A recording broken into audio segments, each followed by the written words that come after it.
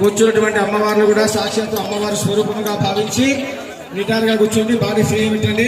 గర్భగుడిలో అమ్మవారు రాత్రి విగ్రహం ఇట్లా ఒకసారి కూర్చోవాలి. కదలొద్దు. దిక్కు చూడదు. అమ్మగారు మీగా చెప్పేది మూడో వ్యక్తి.